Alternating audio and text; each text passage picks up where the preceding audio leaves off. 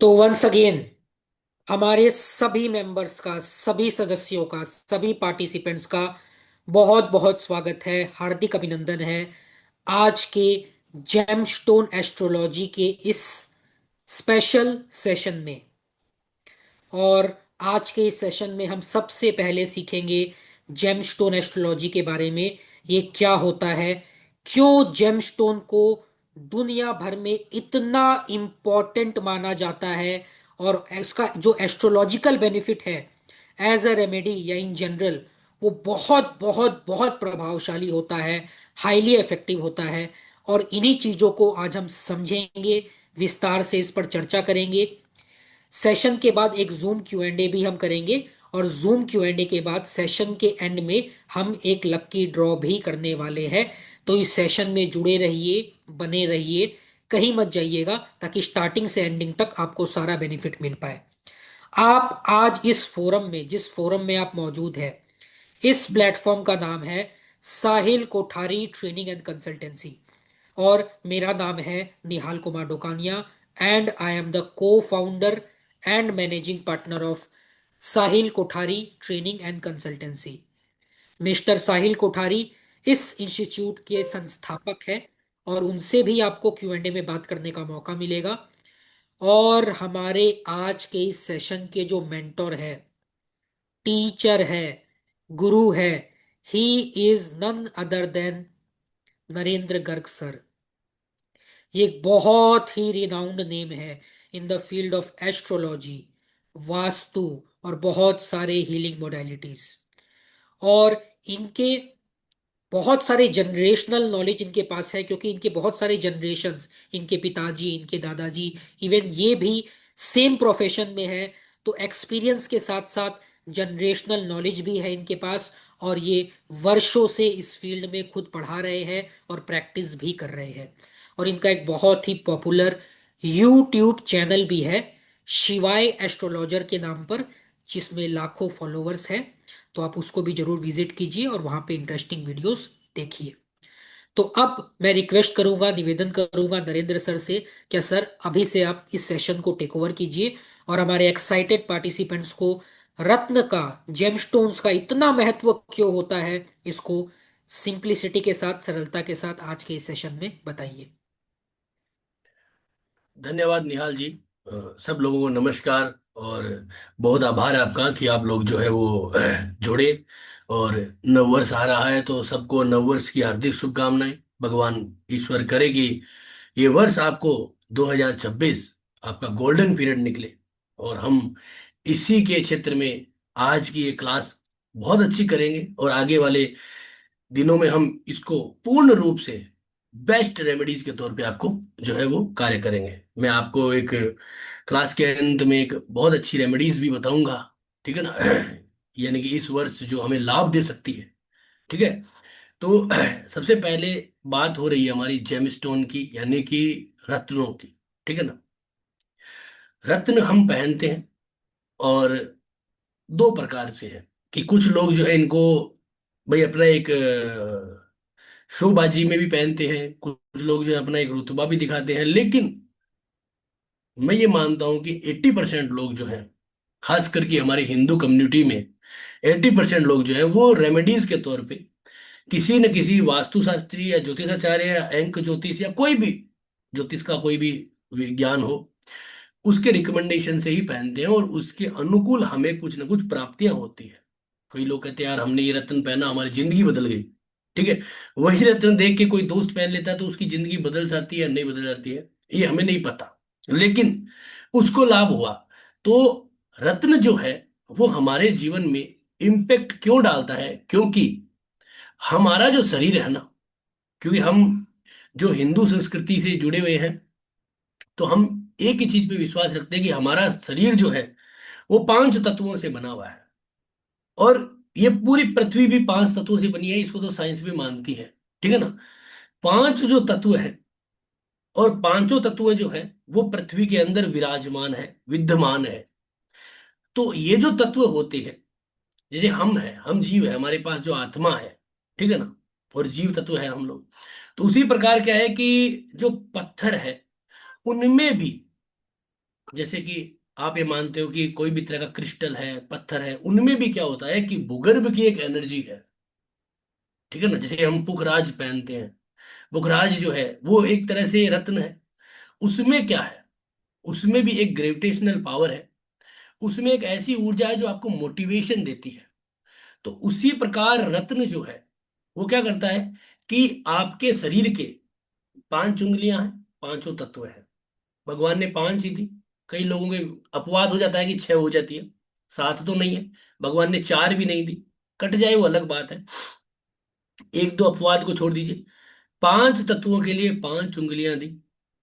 और इन्हीं उंगलियों के अंदर हम रत्न पहनते हैं मोस्टली 70%, 80%। कुछ लोग गले में भी पहनते हैं, ठीक है, गला भी है, ठीक है, अच्छी बात है। वो इसलिए होता है कि कई जैसे डॉक्टर फील्ड के लोग हैं जो ऑपरेशन करते हैं, कुछ लोग जो खाना बनाने वाले फूड वैसे होते हैं, वो लोग नहीं पहन सकते क्योंकि उनको अंगूठियां अलाउ नहीं होती, तो वो गले में पहनते हैं, ठीक है। वो भी एक अल्टरनेटिव है। लेकिन मोस्टली हमने देखा है, आप सबने भी देखा है, इस चीज से आप मानोगे कि हम लोग जो उंगलियां में जो पहनते हैं, ठीक है ना, वो पांचों, तो पांचों तत्व हमारे इस हाथ में है। और हाथों की जो तकदीरें हैं वो इन लकीरों में है, ठीक है ना। तो हस्तरेखा एक अलग विज्ञान है, हम उस पर नहीं जाएंगे। लेकिन मेरे कहने का मतलब है कि हमारी जो शरीर की, हमारे शरीर की जो भी ऊर्जाएं हैं ना वो हमारे हाथों में है, ठीक है ना। चाहे आप नाप के देख लीजिए, इस हाथ से लेके इस हाथ तक की लंबाई और सर से लेके पैर तक की लंबाई बराबर है, ठीक है ना। ठीक है, क्योंकि हम अगर ऐसे खड़े हो जाएंगे तो 360 डिग्री हो जाएगा, जैसे ऐसे हाथ को ऐसे करेंगे तो 360 डिग्री पृथ्वी का आकार बन जाता है। तो हमारे शरीर में अगर कोई भी कमी है, ठीक है, कोई भी कमी है, जिसे हम भाग्य के अनुकूल बात करते हैं, तो वो भरेगा हमारा रत्न, रत्न विज्ञान, रत्न ज्योतिष, ठीक है ना। जैसे डॉक्टर हमें कहता है तुम ये दवाई लो, एंटीबायोटिक लो, या ये विटामिन डी, सी, ई, डी जो भी है वो लो, उसी प्रकार रत्नों में जो पावर है। अब जरूरी नहीं होता है कि हर व्यक्ति रत्न में, जैसे मैंने तो कुछ भी नहीं पहन रखा, लेकिन मैं कई बार पहनता हूँ अलग अलग समय पे। ये बात कहाँ पे स्टार्ट होती है, इस क्लास की या इस डेमो की जो मेन पॉइंट है वो है कि हमें रत्न को एज ए रेमेडीज और एज ए रिक्वायरमेंट पहनना है। कई बार आपने देखा होगा कि लोग 10-10, 15-15 सालों तक रत्न पहन के रखते हैं। तो कई बार वो रत्न उनको रिजल्ट देता है। अब वो 15 साल से पहन रखा है, उसके जीवन में बहुत अच्छा वक्त भी आया और वो गिर भी गया, तो उसके रत्न ने क्यों नहीं हेल्प की। देखिए, रत्न जो है वो, उसका एक लिमिटेशन है, वो उतने ही समय काम करेगा, क्योंकि वो हर चीज जो है ना वो, अब आप भी जानते हो कि जो बचपन में जो स्वाद हमारे मुंह में थे चीजों को खाने के प्रति, अब वो नहीं है, क्योंकि अब हमें लगता है यार छोड़ो ना, क्या है। जैसे जैसे उम्र बढ़ती है वैसे वैसे हमारे भी इंटरेस्ट। तो रत्न जो होते हैं वो हमारे जीवन में जरूरत के हिसाब से पहने जाते हैं। और दूसरा सबसे इंपॉर्टेंट पॉइंट क्या है कि हम अगर इन रत्नों को, जातक को क्या जरूरत है उसके हिसाब से अगर पहना देंगे तो हमें रिजल्ट आएगा।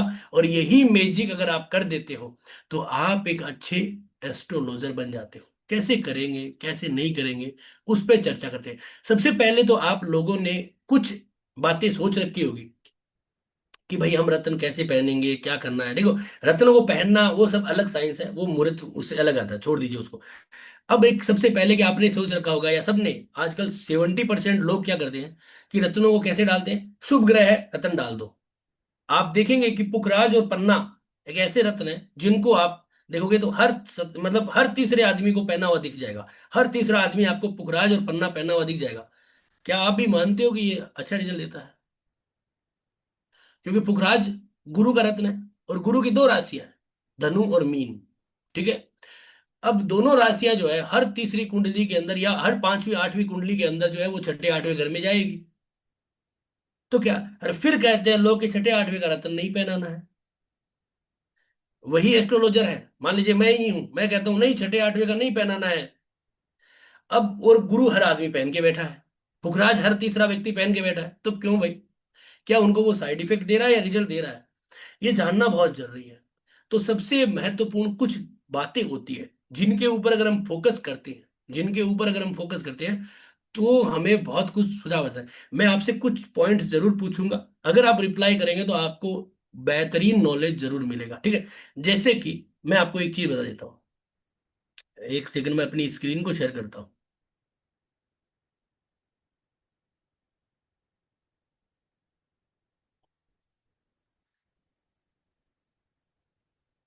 जैसे कि एक कुंडली है, ठीक है। आप सब लोग जेमस्टोन की क्लास ले रहे हैं, तो आप नॉलेजेबल है, इसमें कोई दोहराए नहीं है, ज्ञानी है आप, अच्छे व्यक्ति। अब देखिए, कर्क लगन की कुंडली बनी है, ठीक है। आप बेसिक से भी है, कोई चिंता नहीं है, कर्क लगन की कुंडली बनी है। मैं आपको एक चीज और बताता हूँ, ठीक है ना। हम बहुत सारी चीजें रेमेडीज के लिए कर सकते हैं, बहुत सारी चीजें हैं रेमेडीज के लिए कर सकते हैं, ठीक है ना। तो रत्न आपको पता है कि वास्तु में भी काम आता है, क्योंकि हम वास्तु में भी उसको जमीन में डालते हैं, ठीक है ना। और रत्न को जो है वो हम घर में भी लगाते हैं, रखते हैं, ठीक है ना। कि हम जो है कई क्रिस्टल के आपके जो है बाउल्स रखते हैं घर में, बहुत सारे जो है मूर्तियां रखते हैं, क्योंकि उनके भी रिजल्ट आते हैं। तो उसी प्रकार जैसे ये कर्क लगन की कुंडली है, अब इस जन्म कुंडली के अंदर शनि जो है वो एक अशुभ ग्रह है, सातवें घर का आठवें घर का मालिक है, अशुभ ग्रह। कोई शनि का रत्न पहनाना नहीं चाहेगा, हाँ नहीं पहनना, हम भी कहेंगे नहीं पहनना है, नहीं पहनना। अब कुंडली में अगर आप देखोगे तो गुरु जो है वो भाग्य स्थान का मालिक है, वो 12वें घर में गया है, और वो छठे घर का भी मालिक है, ठीक है। भाग्य स्थान है, लेकिन वो अशुभ तो हो ही रहा है। वो एक तो छठे घर का मालिक है, लेकिन उसको छठे का दोष तो नहीं लगेगा, लेकिन वो 12वें घर में तो गया है, अशुभ हो रहा है। अब हम उसका रत्न क्या पहनाएंगे उसको, बहुत सारे लोग तो नहीं पहनाएंगे, लेकिन हर तीसरा आदमी गुरु का रत्न पहन के रखता है, ठीक है, ठीक है। अब एक मान लीजिए यही प्रश्न है, आपके सामने आ गया, और आके आपको बोला कि गुरुजी मैं तो बहुत कोशिश कर रहा हूं, मेरी विदेश का योग नहीं बन रहा है। अब आप सबको पता है, ज्ञानी है आप, कि विदेश के जो भाव होते हैं वो 9 और 12 होते हैं। नवां घर यात्रा का, 12वां घर लंबी विदेश यात्रा का, विदेश सेटलमेंट का। अब कोई विदेश जाएगा तो थोड़ा सा 2 साल तो रुकेगा ना, नहीं तो उसको भाड़ा भट्टा ही कैसे पोसाएगा, है ना। तो इसका मतलब क्या है कि हम उसको उस समय जुपिटर का स्टोन पहना सकते हैं, कि हाँ तेरा काम बन जाए इतने दिन पहन एक, ठीक है। चलो गुरु का रत्न पुखराज तो एक अच्छा रत्न है, उस पे तो लोग शंका नहीं करेंगे, साइड में रख देते हैं इस टॉपिक को। अब दूसरा जो टॉपिक की, शनि इस कुंडली का एक अशुभ ग्रह है, शनि इस जन्म कुंडली का शुभ ग्रह है। अभी आप जो लोग बैठे हो, आप में से 98% लोग ये कहेंगे नहीं पहनाना है, नहीं पहनाना है, ठीक है। क्या यस और नो है? आप मुझे कमेंट में रिप्लाई करें। क्या आप इस जातक को शनि का रत्न रिकमेंड करेंगे या नहीं करेंगे? यस, बहुत सारे लोग यस और नो में रिप्लाई करिए।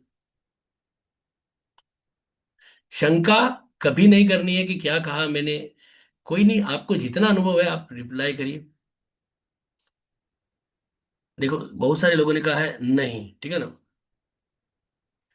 नहीं नहीं नहीं, लग्नेश का शत्रु है, नहीं नहीं मेरी है, नहीं नहीं, यस। प्रतिभा जी ने कहा यस, नहीं पता, नहीं नहीं पता, नहीं पता, है ना। हरि जोशी जी ने कहा यस यस, ये कई लोगों ने यस भी कहा है, कई लोगों ने नो कहा। अब आप देखिए, इतने हम लोग हैं, उनमें भी हमारे सैटर्न का फ्रेंड राहु है, तो यस। सैटर्न का फ्रेंड राहु है तो उसमें क्या रिलेट है, वही है, ठीक है ना। कोई बात नहीं, नहीं पता, नहीं पता, छोड़िए इस चीज को अभी। अब देखिए, बहुत सारे लोगों ने यस कहा, बहुत सारे लोगों ने नो कहा। ज्योतिष तो सेम है, हम सब ने ज्योतिष की वही किताबें पढ़ी है। फर्क क्यों आ रहा है भाई, फर्क क्यों आ रहा है, फर्क क्यों आ रहा है, ठीक है ना। इस चीज को समझे कि अगर जातक जो है उसकी मैरिज, उस जातक की अगर मैरिज डिले हो रही है, ऐसे नहीं पहनाना है, क्योंकि अशुभ है, आठवें घर का है, बुरा रिजल्ट कर सकता है। अगर जातक की उम्र 30 वर्ष के पार निकल चुकी है, अगर उसको लग रहा है उसकी कम्युनिटी में उसकी एज ज्यादा हो चुकी है, तो अब उसके लिए मैरिज करना एक सबसे पहली जो है वो, मतलब उसका ये जो है सबसे पहला वो हो गया, टारगेट हो गया कि नहीं अब कुछ भी हो, मेरे को अब इन 1 1.5 साल में मैरिज करनी है, नहीं तो मैं तो बहुत बुरा हो रहा हूँ। क्योंकि उनके उसके छोटे भाई बहन जो भी थे, रिलेटिव के, अंकल आंटी के, सबकी मैरिज हो रही है, सब कुछ हो रहा है, अब वो थोड़ा सा वो हो गया। तो अगर कोई जातक, मैं ये नहीं कहूंगा मैरिज के लिए, एक इवेंट को, कि अब ये जातक जो है वो फंस चुका है कि यार मैं लेट हो रहा हूं, अब बहुत लेट हो रहा हूं, अब मुझे करना क्या है। तो उस संदर्भ में अब आपको पता है कि ये सातवां घर जो है ये मार्केश भी है और ये मेरिज का भी है। आज की डेट में हमें मेरिज चाहिए। अगर आप बीमार होते हो तो डॉक्टर कहते हैं ये दवाई लो। वो दवाई खारी भी होती है और वो 500 mg की जो है उससे गर्मी भी होती है, उसका असर किडनी पे भी आता है। लेकिन क्या करें, बुखार है, उसे उतारनी है, दवाई लेनी पड़ेगी। 5 दिन 3 दिन डॉक्टर कहते हैं लेनी पड़ती है। हॉस्पिटल में जाते हैं, लाखों रुपए का खर्चा लगवाते हैं। क्यों भाई? स्वाद आता है उनमें? नहीं आता, क्योंकि हमारी मजबूरी है। तो अगर आपकी मैरिज में भयंकर डिले आ रहा है, लग रहा है कि अब तो बहुत ज्यादा दिक्कत आ रही है, तो उस केस में आप सातवें घर का, अब देखो एक चीज और, मैरिज के लिए आठवां घर क्या रोल निभाता है? रिप्लाई करिए कमेंट में कि मैरिज के लिए आठवें घर का क्या रोल है। जिनको आता है ठीक है, नहीं आता है तो कोई बात नहीं, नहीं आता है तो कोई बात नहीं। देखो किसी ने कहा है सडन इवेंट, किसी ने कहा इन लॉज, आयु का है इन लॉज, है ना, ठीक है। ससुराल का है, ठीक है, पेन है। मैरिज में काय का पेन है? मैरिज में तो इंजॉय है। इन लॉज है नहीं मालूम, कोई बात नहीं, दान, इन लॉज, सडन इवेंट, ठीक है। जिसे सडन इवेंट लिख रहे थे ना, देखिए, ठीक है, इन लॉज भी लिख रहे हैं, ठीक है। सस्टेंस ऑफ मैरिज, ठीक है। अच्छा ससुराल तो भाई अच्छा, देखो क्या शादी होनी है जब किसी की हो ही नहीं रही है, उसको पत्नी चाहिए। अच्छा ससुराल, ये नखरे अब गए, ठीक है ना। एज का डिवोर्स में भी ट्रांसफॉर्मेशन, देखो ये सब, सेक्स सुख, ठीक है, सेक्स सुख जो मेरी से मिलता है वो 12th हाउस है, परमानेंट सेक्स सुख। आठवें घर से जो सेक्स सुख मिलता है वो वैसे है, कभी कभी जो भी जहां से जुगाड़ा हो गया उसको है, ठीक है ना, छोड़िए। अब देखिए ये सब आप बता रहे हो, ठीक है, अपनी जगह ठीक है। लड़की का मांगल्य है, और लड़की लाना है पहले, मांगल्य बाद में देखना है। अब वो सब नखरे जो है ना वो बंद हो चुके हैं कि अच्छा ससुराल चाहिए, बहुत धनवान चाहिए, गवर्नमेंट नौकरी वाला ससुराल होना चाहिए। ये सब नखरे अब हो चुके हैं, क्योंकि अब लेट मैरिज हो गई ना, ये नखरे कर करके तो हमने लेट कर लिया है। ये नखरे कर करके ही तो हमने लेट किया है। अब आठवां घर है ना, वो है एडजस्टमेंट का। एडजस्टमेंट, बात समझ में? एडजस्टमेंट मतलब कि यार अब लड़की जैसी भी हो, कम पढ़ी लिखी हो चल जाएगी, अब एज ज्यादा हो रही है, बात आ गई समझ में, ठीक है ना,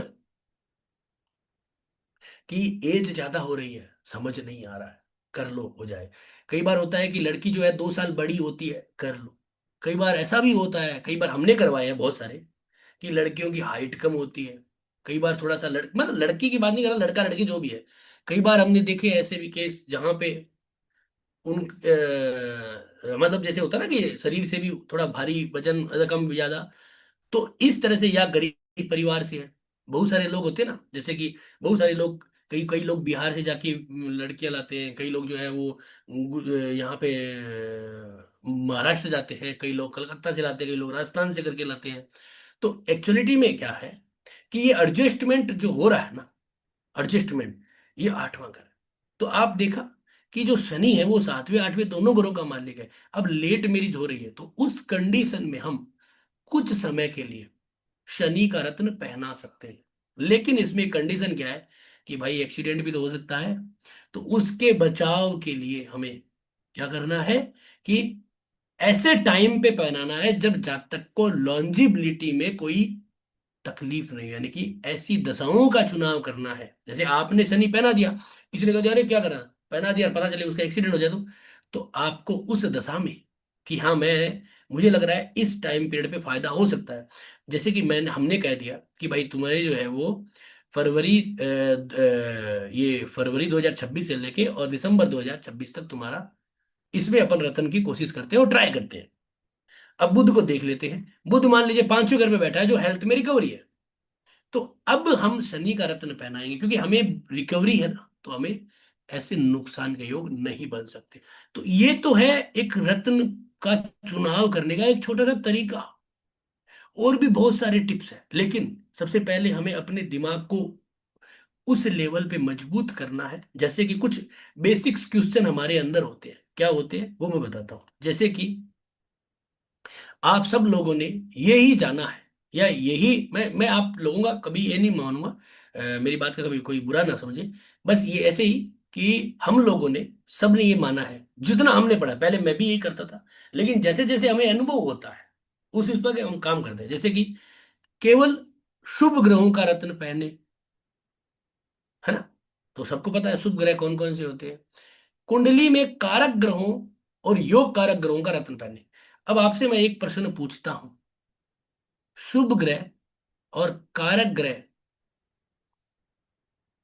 शुभ ग्रह और कारक ग्रह, क्या ये सेम है या फिर इनमें कोई फर्क है? बताएं,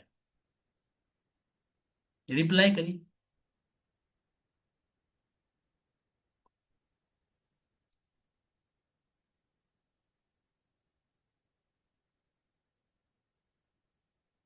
अदिति जी कह रहे हैं सेम है, बाकी लोग कह रहे हैं डिफरेंट है।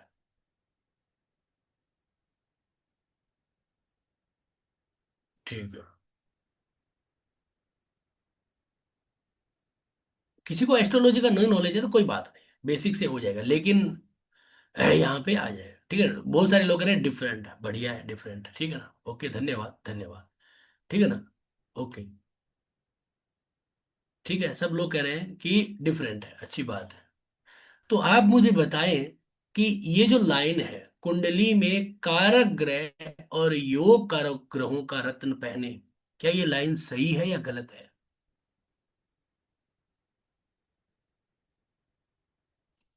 कब, रिप्लाई करिए। ये लाइन जो है, क्या ये सही है? कुंडली में कारक ग्रह और योग कारक ग्रह का रत्न पहने।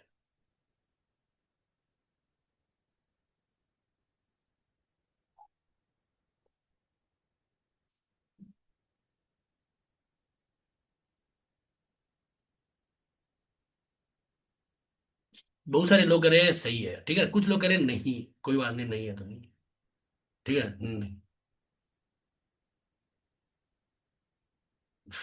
कोई लोग कह रहे हैं गलत है। दशा देखिए, दशा का कोई रोल नहीं है हमें।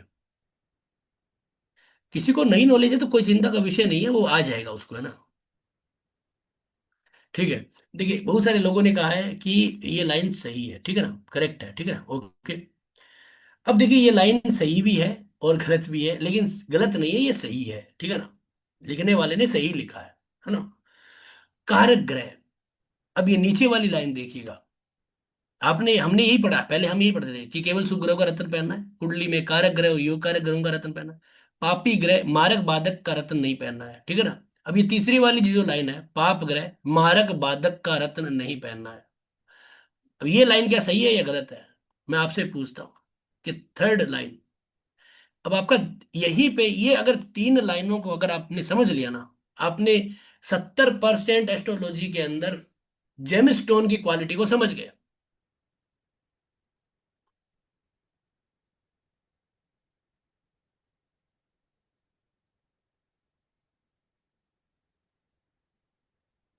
बहुत सारे लोग कह रहे हैं सही है, कई लोग कह रहे हैं गलत है, कोई बात नहीं।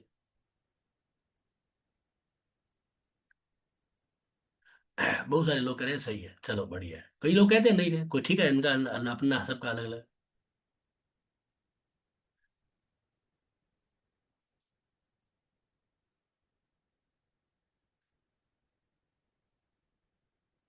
ठीक है, देखिए, अब ये तीनों लाइनें जो है ना, बस इतना ही पे रोक दीजिए, करेक्ट है, ठीक है। अब देखिए, तीनों लाइनों को समझिएगा, है ना, क्या है, पहले तो केवल शुभ ग्रह का रत्न पहने। शुभ ग्रह जो है वो कुंडली में तीन होते हैं, गुरु बुध और शुक्र, ये है शुभ ग्रह, नेचुरल बेनिफिट। लेकिन हमारी जो जन्म कुंडली है, उसके अकॉर्डिंग जो शुभ ग्रह हम मानते हैं, हमारी जन्म कुंडली के अकॉर्डिंग जो शुभ ग्रह हम लोग मानते हैं, वो क्या होता है, एक, पांच और नौ, इनके रत्नों को पहनना शुभ होता है। एक, पांच और नौ, ये हमेशा ही शुभ होते हैं। तो बहुत सारे 90% एस्ट्रोलॉजर आंख बंद करके एक, पांच और नौ का रत्न ही पहनाते हैं, ठीक है, क्योंकि ये शुभ है और इनको ही शुभ माना गया है। तो एक, पांच, नौ के रत्न, या फिर शुभ ग्रह जैसे कि बुध है, जब भी तो मैंने कहा ना, बुध और गुरु के रत्न 70% लोग पहने रखते हैं, 70 के 90% लोग पहने रखते हैं। कारण यही है कि वो उनको शुभ ग्रह मानते हैं, ठीक है ना। लेकिन जरूरी नहीं है, ऐसा नहीं हो। तो यहाँ पे शुभ ग्रह है 1, 5 और 9, इनके ही ग्रहों को शुभ माना गया है, ठीक है ना, इनके ही ग्रहों को शुभ माना गया है। अब जो दूसरी लाइन है उसको समझना, कि कुंडली में कारक ग्रह और योग कारक ग्रह का रतन पहने। आपने कहा सही है, सही है, मैं भी कह रहा हूं सही है। तो फिर मैं आपसे एक प्रश्न पूछता हूं, कि अगर इस जातक को विदेश जाना है, आप सबको पता है कि विदेश का भाव कौन सा होता है? नहीं पता है तो मैं बता देता हूं। जैसे कि मैंने पहले ही बताया था, विदेश का भाव जो है वो 9वां और 12वां होता है। अगर इस जातक को विदेश जाना है, तो इसकी कुंडली में विदेश का कारक ग्रह कौन है, जरा बताएं। अ- अगर इसको विदेश जाना है तो विदेश का कारक ग्रह कौन है, वो बताएं।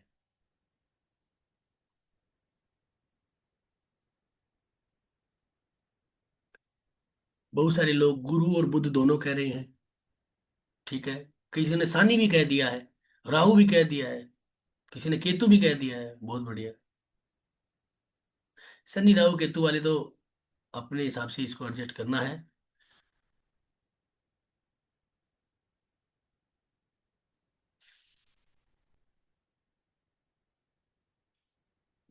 देखो, ठीक है, बहुत सारे लोगों ने मिले जुले कहा है। देखो, 12वें घर का मालिक बुध है, जिसका रिस्पॉन्सिबिलिटी है कि वो यहाँ पे जातक को विदेश भेजे, ठीक है।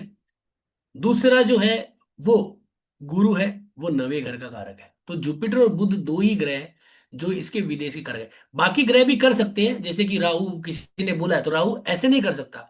राहु अगर अब 9वें घर या 12वें घर के मालिक के नक्षत्रों में बैठा होगा तब करेगा, ऐसे नहीं होगा। केतु खराब होने पे, देखो केतु खराब होने पे, ये होने पे, दुनिया का केतु है खराब हो जाता है, ये कंडीशन नहीं। हमने क्या लाइन, देखो यही गलती होती है हमारी, कि हम जो है ना लाइन को फॉलो नहीं करते हैं।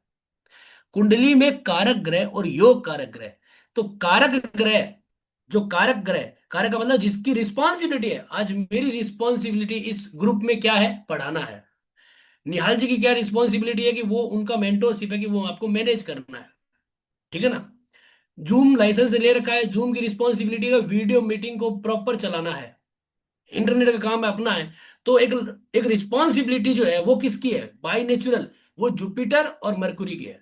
तो अब इसके अंदर हमारे को मरकुरी मिल जाता है, जो 12वें घर का कारक है। जबकि लोग कहते हैं कि छठे 12वें का रत्न नहीं पहनाना है, तो क्या हम बुद्ध का रत्न इसको नहीं पहनाएंगे?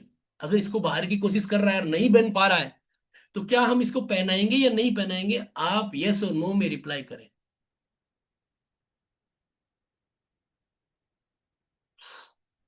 मैं आपसे यस और नो इसलिए पूछता हूं कि इससे मोटिवेशन बढ़ता है, इससे ये पता चलता है कि हाँ हम लोग जो है वो इच्छा रखते हैं इसको पढ़ने की, सीखने की, जानने की, ठीक है।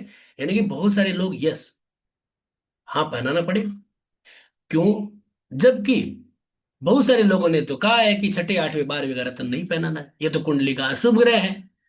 अब आपका, अब हमारी, हमारी आपकी एक ही बात, अब हमारी जो है वो दिशा क्यों बदल गई, दृष्टि क्यों बदल गई भाई,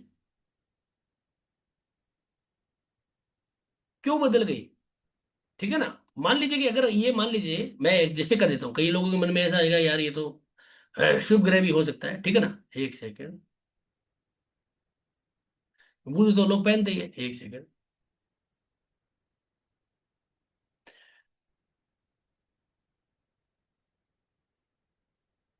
अब एक छोटा सा उस एग्जांपल में थोड़ा सा चेंजेस कर देते हैं। अब चंद्रमा 12वें घर का है, जातक विदेश के लिए झटपटा रहा है, छठे घर में बैठा हुआ चंद्रमा नौकरी के लिए 12वें घर को देख भी रहा है। तो अब कुंडली के अंदर 12वें घर का मालिक है, विदेश का कारक बन चुका है।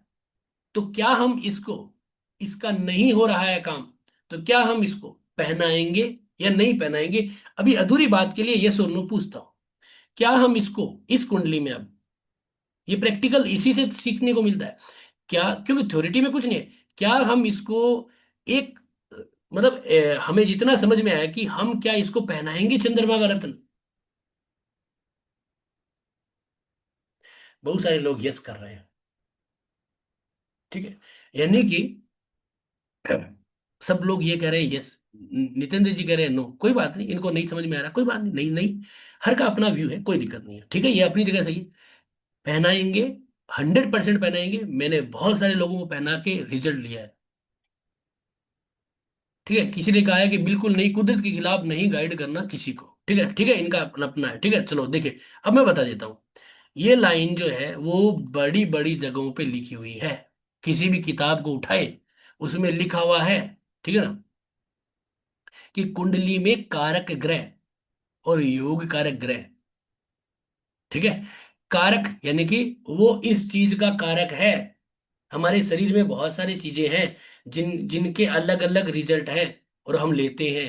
तो कारक ग्रह, अब आपको कैसे डला, जैसे मैं आपको बताता हूं, इस कुंडली के अंदर, ये हमारे पास एक कुंडली थी, इस कुंडली में राहु में मंगल, और मंगल जो है वो यहाँ पे अगर आप देखेंगे तो पांचवें घर का, यानी कि पांचवें घर का जो सामने सिग्निफिकेट था, हमने इस जातक को अभी हाल फिलहाल में राहु का रत्न पहना के संतान के लिए कंसीव कराया है, और अब उतरवा दिया 3 महीने के लिए, समझिए, 3 महीने के लिए आप कर सकते हैं। हाँ ठीक है, ये ठीक है, आपको लगता है, ये उनको लगेगा, उनको लगेगा कि जो बेसिक्स में है, ठीक है ना, फिर हम ज्योतिष का मतलब ही नहीं निकलता ना कि 1 5 9 के रत्न पहन लेंगे तो क्या मतलब निकलता। तो कारक ग्रह जो है उसका रत्न, आप अगर आपको उस कारक चीज का रिजल्ट लेना है, मैंने कहा ना कि जेमस्टोन एक रेमेडीज है, जो रेमेडीज के तौर पे काम करना है, ठीक है ना। कुदरत ने तो हमें शरीर भी दिया है, लेकिन हम हार्ट का ऑपरेशन कराते ना। क्या हम अपने शरीर में, बहुत सारी औरतें हैं जो बूढ़ी हो जाती है तो या तकलीफ होती है, उनको बच्चेदानी या निकलवाते हैं ना। क्या हमारे को दांत में दिक्कत होती है, दांत नहीं निकलवाते हम। क्या हम हाथ जो है कुछ गड़बड़ होती है तो हाथ में कुछ नहीं करवाते। तो कुदरत के खिलाफ थोड़ी जा रहे हैं हम। हमेशा याद रखिए, रेमेडीज है ये, और रेमेडीज में अगर आपको नॉलेज है तो आप 100% रिजल्ट ला सकते हैं, बहुत अच्छा रिजल्ट है। हाँ, आपको थोड़ा सा इसको ये देखना है कि जातक का जो टाइम जिसके लिए हम रत्न पहना रहे हैं, वो टाइम अगर एक्यूरेट है, मतलब कि हमने रत्न पहनाया है, अब ये नहीं है कि आज हमने रत्न पहना दिया ये चीज हो जाएगा, फिर नहीं, आपको दशाओं में ये जरूर देखना है। जैसे मान लीजिए शादी है, अब राहु सप्तम घर में बैठा है, लेट हो रहा है, हम कब काम करेंगे, हमारा काम, सीधी सी बात देखो, जिसका काम जो बन रहा है कभी ज्योतिष के पास नहीं आएगा, ज्योतिषाचार्य के पास वही व्यक्ति आएगा जिसका काम डिले हो रहा है, जिसका नहीं बन रहा है, और आपको वहां पे हीरो बनना है कि हाँ मुझे ये काम करवाना है, तो आपके पास वही व्यक्ति आता है। नहीं तो आदमी क्या करता है शादी के लिए, वो क्या करेगा, वेट करेगा ना कि भाई 25 साल तक वो अपने आप ही करें कोशिश।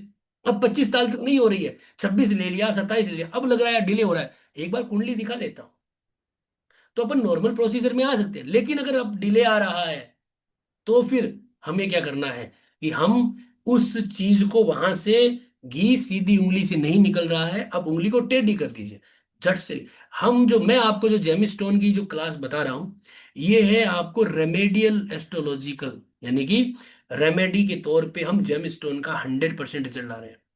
अगर आपको 100 बाजी के लिए पहनना है तो फिर आप कुंडली में कुछ मत करिए, 1 5 और 9 के रत्नों को धारण कर लीजिए, काम हो जाएगा। क्योंकि अगर आपको लगता है कि मेरे भाग्य में कहीं भी, मान लीजिए कि कोई भी चीज की कमी है, विवाह नहीं हो रहा है बार बार, ये जो उंगली होती है ना, इसके अंदर वो रेज है जो विवाह के योग बनाते हैं। अगर मैं राहु को इसमें पहना दूंगा इस कुंडली के अकॉर्डिंग, तो आपको विवाह की संभावनाएं तेज हो जाएगी। इसी उंगली में अगर मैं संतान के लिए पहना दूंगा तो भी संतान की चीजें बढ़नी शुरू हो जाएगी। हमने इसी में राहु पहनाया था, अभी जो मैंने कुंडली दिखाई उसमें, उसमें काम हुआ, ठीक है। देखो आप अगर कोशिश करोगे तो होगा ना। अब ये थोड़ी ना जय मिस्टर, मैंने, आपने कई बार देखा होगा, बहुत सारे लोग इस उंगली में सोने के अंदर मोती पहने हुए मिलेंगे, सोने के अंदर आपको इस उंगली के अंदर शुक्र का रत्न भी पहना हुआ मिलेगा। अगर आपकी जन्म कुंडली में गज केसरी योग है जो रिजल्ट नहीं दे पा रहा है, तो आप इस उंगली में मोती भी सोने में डालने से वो भी रिजल्ट दे देता है कई बार, अगर लेकिन वो टाइम पीरियड आपको निकालना पड़ता है। आपने कई बार देखा होगा कुछ लोगों के एक ही अंगुली में दो रत्न पहने हुए होते हैं, सूर्य का माणिक और बुध का रत्न पन्ना, एक उंगली में दो रत्न, क्योंकि उनको उस राजयोग का लाभ लेना है। तो कहने का तात्पर्य क्या है? कहने का तात्पर्य यह है कि अगर हम ये चाहते हैं कि हम इस एस्ट्रोलॉजी के अंदर ऐसे रत्नों का चुनाव करें, जैसे कि हमें कोई व्यक्ति आया, हमने टारगेट किया कि हाँ तेरा ये काम मैं करा दूंगा। जैसे कि इस कुंडली के अंदर शनि जो है वो भयानक अशुभ है, भयानक अशुभ है ना भाई, छठे घर का मालिक है, सातवें घर का मार्केश भी है, सब कुछ हो गया। अब हम क्या करेंगे इसमें? अब जातक को क्या है, कर्ज हो गया भयंकर, अब कर्ज से निकलना है। आठवें घर में भी शनि बैठा है। आठवां घर क्या है, सडन प्रॉफिट। हो सकता है उसकी कोई प्रॉपर्टी जो है वो बिक जाए, ऐसी जो उसकी फंसी हुई है वो नहीं बिक रही है। हो सकता है उसका कोई क्लेम फंसा हो, किसी से पैसा मांग रहा हो वो नहीं दे रहा है, उसकी वजह से पार्टी फेल हो रही है। ऐसी कंडीशन में आप रिजल्ट ला सकते हैं, है ना। अब जैसे कि है ना, अब आपको एक चीज दिखाता हूँ। आपने देखा होगा सब लोग इस हाथ में मोली बांधते हैं, राइट हैंड में। मैंने किस हाथ में बांध रखी है? लेकिन दिखाने के लिए नहीं, आप कभी भी देख लेना, लेफ्ट में बांधता हूं मैं, ये लेफ्ट में। ये भी एक रेमेडीज है। हाँ, अगर आपको पाठ पूजा करनी है, बेसिक्स है, तो इसमें बांध सकते हैं। ये भी एक अलग रेमेडीज है। तो रेमेडीज आप कुछ भी कर सकते हैं, आपको नॉलेज होना चाहिए, ठीक है ना। तो कहने का तात्पर्य क्या है, ये लाइनें जो थी हमने जो देखी, ये सारी सही है कि शुभ ग्रहों का रत्न पहनना चाहिए। जिन लोगों को एस्ट्रोलॉजी में सिर्फ इतना ही करना है कि भाई हमें तो सिर्फ कुंडली देख के रत्न बेचना है, वो एक पांच नौ का पहने। जिन लोगों को कि हीरो बनना है कि नहीं हमें रिजल्ट निकालना है, तो वो कुंडली में कारक ग्रह और योग कारक ग्रह। मैं बताता हूँ, योग कारक ग्रहों की परिभाषा भी लोगों को नहीं आती है। कौन योग कारक होता है? जो योग बना सकता है। हम किस योग में पैदा हुए हैं, हम किस योग में पैदा हुए हैं, वो चीज हमें कि हमारे लिए कौन सा ग्रह योग कारक है, हम योगिक ग्रह कौन है। ये बहुत बड़ी चीज है। जैसे कि आप देखिए ये जो जातक है, अब आपको पता है हमारा जो है वो पांचों तत्वों में एक तत्व योग है। वार तिथि योग करण नक्षत्र, ठीक है ना, और दिन। इनमें से एक तत्व जो है, इन पांचों तत्वों में से एक तत्व जो है वो योग है। तो क्या आप लोगों को पता है कि आपका कौन कौन सा योग है?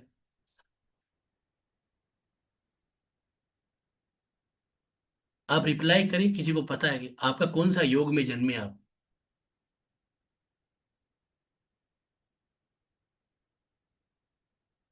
बहुत सारे लोगों को नहीं पता, नहीं आ रहा है, कोई बात नहीं, इसमें कोई शंका नहीं है, चिंता नहीं है, नहीं है तो नहीं है। क्या आपको पता है?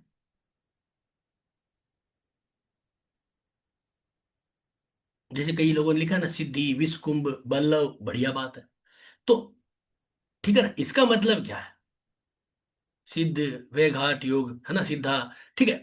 इसका मतलब क्या है कि आपको जब आपको ये पता है कि मेरा योग ये है, तो उससे योगिक ग्रह का पता चलता है। जैसे कि इस कुंडली में देखेंगे तो योग है आपका वैघाट, शुक्र का ग्रह है, यानी कि योगिक ग्रह शुक्र है। शुक्र ही योग बनाएगा, तो योग कारक ग्रह। अब किसी ने लिख दिया गज केसरी योग, देखो इंद्र कुमार जी जो एक बहुत बड़े जाने माने वास्तु ज्योतिष के सबके स्टूडेंट है, बहुत ज्ञानी है, महाज्ञानी है। उन्होंने लिखा है गज केसरी योग। ये चीजें है ना, ये हमें कमजोर बनाती है, हम स्टडी नहीं करते, है ना।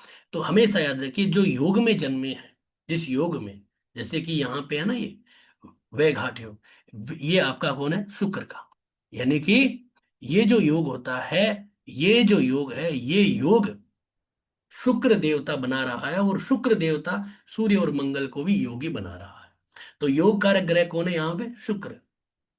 तो जो ये लाइन लिखी है ना, इसमें योग कारक ग्रह का रत्न पहनना है, तो शुक्र इसमें योग कारक है।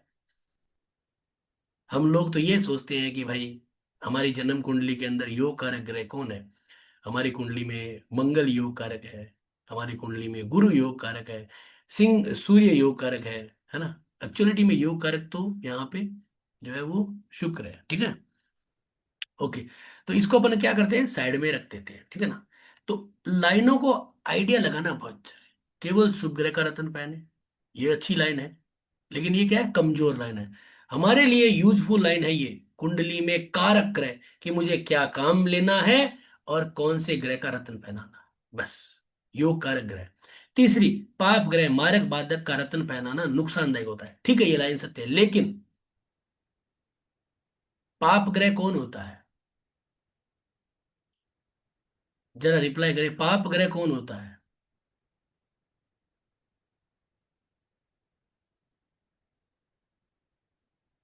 अशोक जी ने कहा 11th लॉर्ड पाप ग्रह होता है।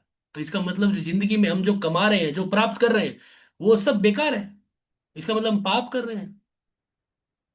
मतलब आज अगर हम कोई क्लास कर रहे हैं, आप उसका लाभ ले रहे हैं, मैं कल उसका उसका इनकम के तौर पे लाभ लूंगा, तो वो पाप हो गया। अरे क्या करते हो महाराज, ऐसा तो मत लिखो अशोक जी। राहु केतु शनि ये पापी ग्रह हैं। राहु केतु मंगल शनि ये भी पापी ग्रह बताए हैं किसी ने, ठीक है। राहु केतु शनि तो सब भी बता रहे हैं, मंगल को भी ले रहे हैं, ठीक है ना। देखो, सबसे पहले तो एक चीज देखो, राहु केतु शनि ये पापी ग्रह नहीं है, ये एक तरह से अशुभ नेचर वाले ग्रह हैं। पापी इनका जो है वो नेचर है, तो पाप ग्रह नहीं है ये, ठीक है ना। पाप ग्रह नहीं है कहने के लिए कि ये क्या है, अशुभ नेचर है, तो ये क्या है कि एक्चुअलिटी में इनका नेचर पापी है। ये क्या है कि हमको, मतलब इनका काम है कि ऑब्स्टेकल पैदा करना, चीजों को देना, लेकिन रोके देना, तकलीफ दे देना, छीन लेना, रोते समय भी छीन लेना, कि भूख लग रही है फिर भी खाना छीन लेंगे, है ना।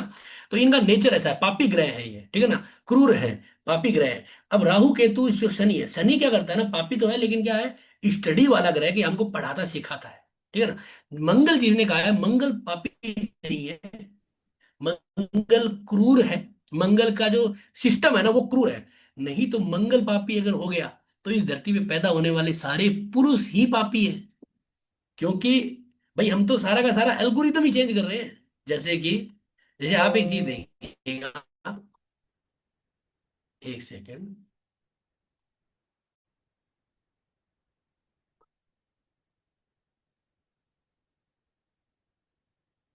जैसे कि कालपुरुष की जो कुंडली है, ठीक है ना, कालपुरुष की जो कुंडली है वो मेष लगन की है। तो पाराशर ऋषि ने सबसे योग कारक जो ग्रह था वो मंगल ही माना, कि मंगल जो है वो योग कारक है और पुरुष का कारक है, इसलिए उसको लगन में पहला स्थान दिया। इसलिए पूरा समाज पुरुष प्रधान समाज हुआ। मंगल पुरुष का कारक है। दूसरी जो जाति थी वो महिला थी, जो सेकंड हाउस में उसने दी शुक्र को।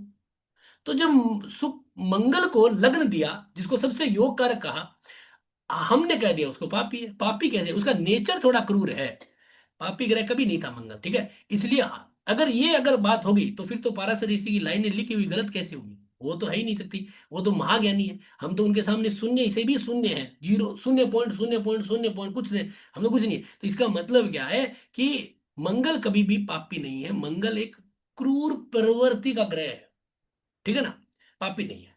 मंगल एक शुभ ग्रह है। मैं तो ये मानता हूं कि मंगल शुभ ग्रह है, मंगल कभी अशुभ नहीं है, क्योंकि मंगल ही तो है हम। पुरुष कभी अशुभ कैसे हो सकता है, पुरुष तो सहन शक्ति की परिभाषा है, हर चीज को सहन कर लेता है। दुख सुख हर चीज को गमन कर लेता है, ये तो है ही। तो इसलिए मंगल नहीं, हाँ, राहु केतु ये दोनों अशुभ है, पापी है। शनि जो है वो अपनी योग कारक तक है। अब पापी ग्रह कौन होता है कि लग्नों के आधार पे होता है, कि जैसे कि मेष लगन की कुंडली के अंदर पापी ग्रह कौन हो सकता है। मेष लगन की कुंडली में जो अशुभ होगा वो पापी हो जाएगा। जैसे कि तीसरा घर और छठा घर, ये ग्रह जो है इसका मालिक है कौन है, बुध है। बुध यहाँ पे थोड़ा सा अशुभ हो जाता है, ठीक है। शुक्र जो है यहाँ पे मार्केश है, तो वो मार्केश है, तो वो पापी नहीं है, वो मार्केश है, ठीक है ना। तो वो मार्केश हो गया। तो यहाँ पे जो अशुभ हो सकता है वो बुध है। तो लग्नों के आधार पे हमें मारक और बाधक को पकड़ना है। अब मारक और बाधक का भी एक बहुत बड़ा कंफ्यूजन है, क्योंकि सातवां घर जो है वो मारक होता है और सातवां ही पत्नी होती है। तो हम क्या पत्नी के लिए रत्न नहीं पहन सकते, क्या व्यापार के लिए रत्न नहीं पहनते, और द्विस्वभावीय लग्नों में 3 6 9 12, इनमें तो बाधक भी सातवां घर भी होता है, तो उसका रत्न नहीं पहन सकते? नहीं पहन सकते हैं। कहने का तात्पर्य क्या है मेरा, ये इतनी सारी चर्चा का मेन अर्थ क्या है, कि हमें सिर्फ इतनी सी लाइनों पे जाके रत्नों का चुनाव नहीं करना है, हमें इसके अंदर झांकना है, और जरूरत के अनुसार हमें पहनना है। ठीक है ना? और हम, अब ये मैंने कह दिया, अब आप भी इसमें कर सकते हो, लेकिन थोड़ा सा एक्सपर्टाइजेशन क्या है इसमें, कि आपको, जब आप कोई दवाई देते हो, डॉक्टर जब आपको दवाई देता है, आज अगर सर्दी खांसी हो गई, आपको कफ हो गया है, तो डॉक्टर क्या कहेगा, कुछ दिनों के लिए आप जो है वो चिकना मत खाइए, घी मत खाइए, ठंडा मत खाइए, छाछ मत पीजिए, क्योंकि वो कफ को बढ़ाती है, और ये दवाई लीजिए। तो हमारे को क्या करना है, सेम मेडिकल साइंस ही तो है ये भी। कौन कहता है कि ज्योतिष मेडिकल नहीं है? ज्योतिष तुक्काबाजी नहीं है, मेडिकल है। तुक्काबाजी तो हम कब करते हैं, ये कि हाँ केवल शुभ ग्रहों का रत्न पहनिए, एक 5 ग्रहों का पहना था, तब तो है ये तुक्काबाजी और जुगाड़बाजी और पैसे कमाने का नतीजा। जब आप कहते हो कि ज्योतिष एक साइंस है, ज्योतिष एक साइंस है, तब आप नीचे वाली दोनों लाइनों को पूरा डिस्क्रिप्शन में लगा के बढ़िया तरीके से करें, तब आपको कोई साइंस है।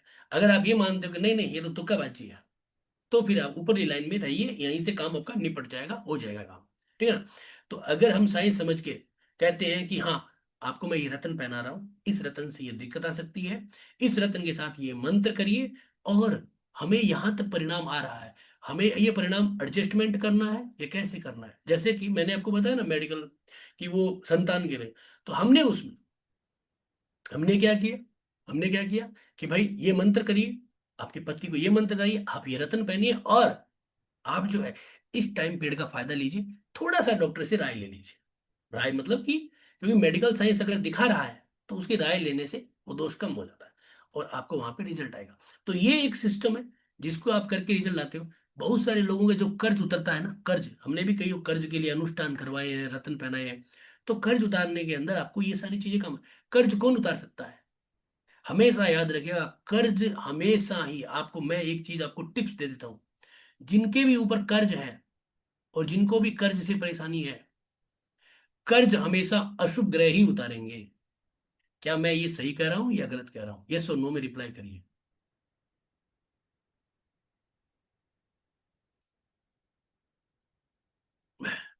बहुत सारे लोग कह रहे यस। तो क्या हम अशुभ ग्रहों का रत्न नहीं पहनेंगे?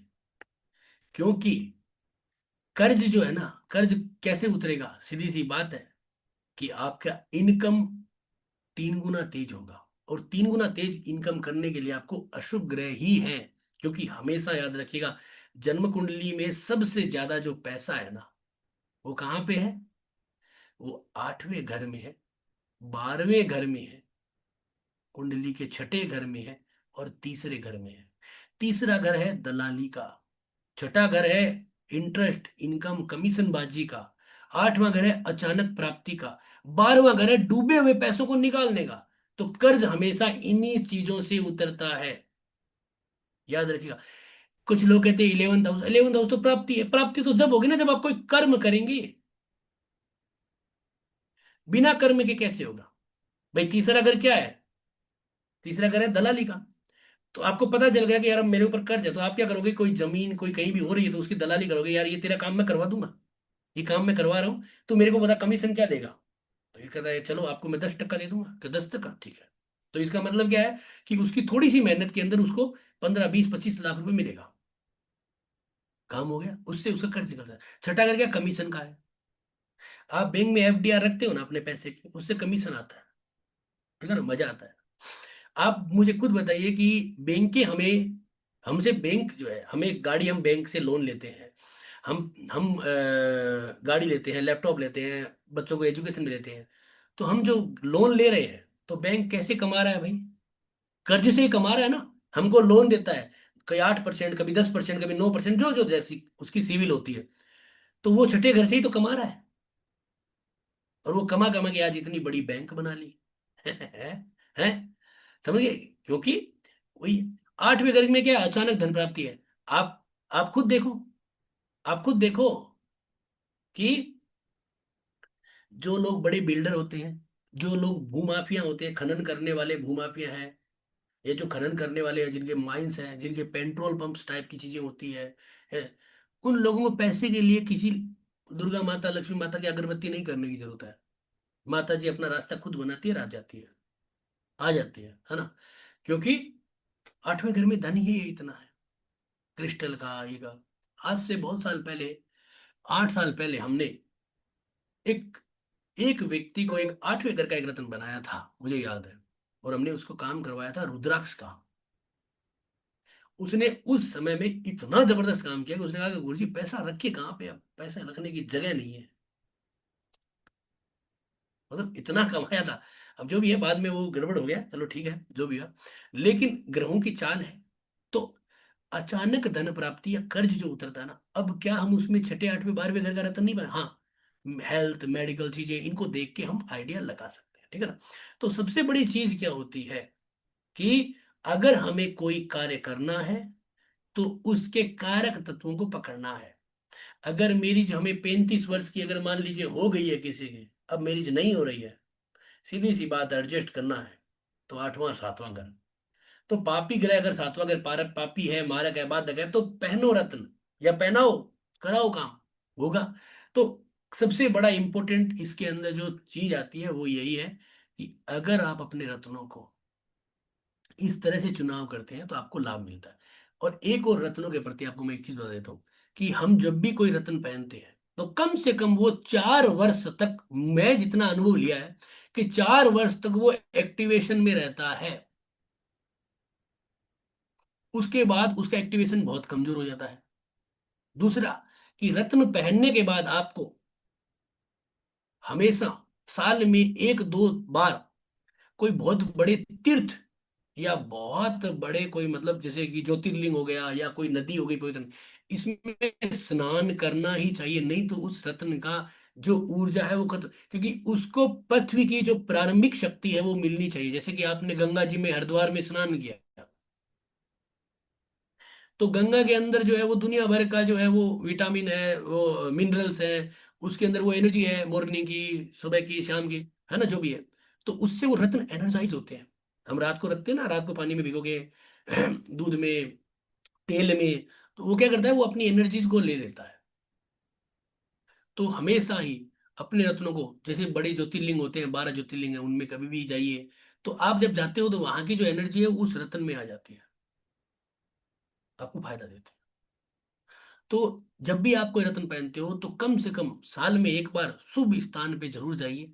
ऐसे बड़े तीर्थ जो सिद्ध पीठ हो, बड़ा कोई उसकी महानता हो, तो आपका रत्न जो है वो एक्टिवेशन होता है। नहीं तो आपके रत्न धीरे धीरे आपकी नेगेटिव एनर्जी की वजह से, क्योंकि सीधी सी बात है, हम में तो नेगेटिव एनर्जी है ना,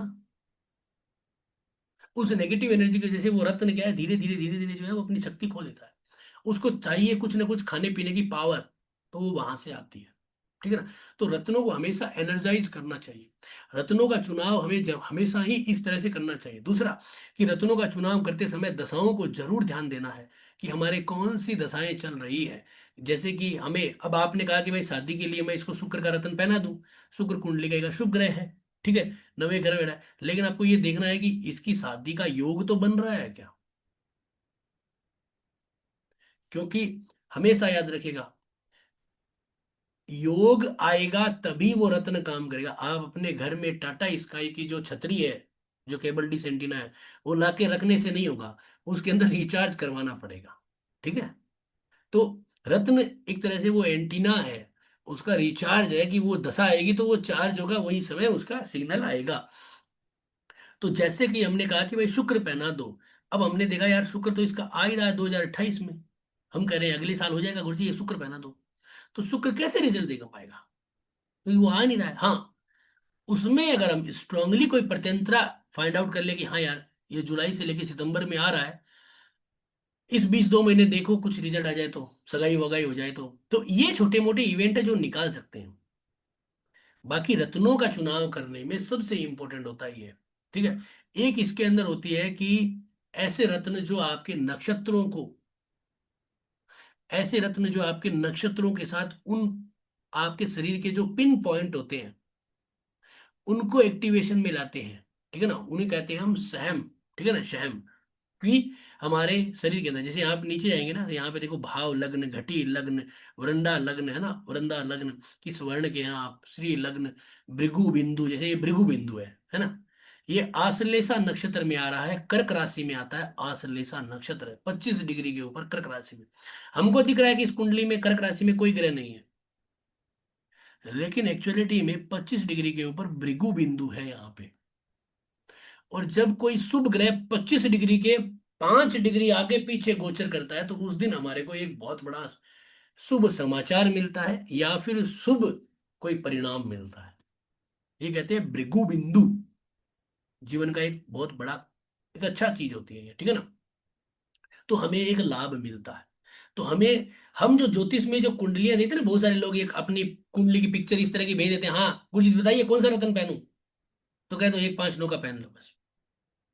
या कहते हैं कि नहीं गुरुजी मुझे देख के बढ़िया बताए, मुझे ये काम करवाना है, मुझे ये काम इस टाइम तक हो जाता है क्या, तब आपका काम शुरू होता है वहां पे, सर्जरी के तौर पे, तब आप वो निकालें। तो यहाँ पे अगर हमें नहीं दिख रहा है कि ये कौन सा लग्न है, कि हमें कोई रथ ग्रह क्या, लेकिन कर्क राशि में जब ये आएगा पॉइंट यहाँ पे, यानी कि कोई ग्रह, जैसे मान लीजिए शुक्र, अगर हर साल शुक्र अगर 20 डिग्री से लेके 30 डिग्री तक रहेगा इस भृगु बिंदु के ऊपर कर्क राशि में, आश्लेषा नक्षत्र में, बुध का नक्षत्र है, तो इस जातक को कुछ ऐसे शुभ समाचार या शुभ परिणाम आपको आएंगे।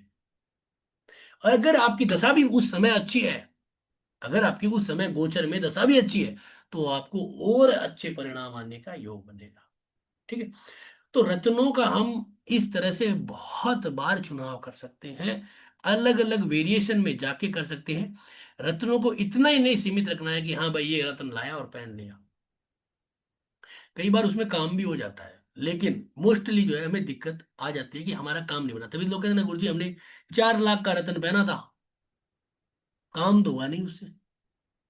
हमने देखा है लोगों को 4 लाख 5 लाख का रत्न, 2 लाख 1 लाख का रत्न पहने हुए, कुछ भी नहीं हुआ। वो कारण यही होता है, गलत टाइम पे पहना देना, समय नहीं है उस टाइम पे, उसका रिजल्ट नहीं आना, तो ये चीजें हमें क्या करती है, कमजोर करती है। तो हमें इसमें सुधार करना है, ठीक है ना। एक चीज सबसे इंपॉर्टेंट, कि हमें इसका सबसे ज्यादा जो है वो अच्छे तरीके से इसको सुधार करना है, कि हमें रत्नों को इस तरीके से बनाना है। कभी ये नहीं देखना है कुंडली में कि हमारा उच्च ग्रह एग्जोल्टेड ग्रह है उसका रत्न पहनाओ, नीच ग्रह का मत पहनाओ, पापी ग्रह अशुभ ग्रह 1 5 9, नहीं। हमें तो जो जरूरत है उसके हिसाब से पहनाओ। हो सकता है कि आपका 10 में से 1 बार, आपको कहीं पे हो सकता है कहीं पे 10 में से 1 बार नेगेटिव परिणाम आ गए, लेकिन आपको 8 बार या 7 बार मैं ये मानता हूं कि ऐसे परिणाम आएंगे कि वो कहेगा यार रत्न पहना और काम हो गया। मैंने कई लोगों को विदेश के ऐसे टूर करवाए हैं। अभी हम कुछ दिन पहले हमने एक कर्ज के लिए भी रत्न पहना के उसका कर्ज का भी एक बहुत बड़ा काम किया था। तो ऐसी चीजें हमें मिलती है, ठीक है ना। तो आप इस तरह से रत्नों का चुनाव कर सकते हो, ये सिंपल तरीका है। और इसमें कोई बड़ी साइंस नहीं है, ज्योतिष आपको आती है नहीं आती है तो कोई बात नहीं है, एक सिस्टम है, उस सिस्टम से आप बता सकते हो।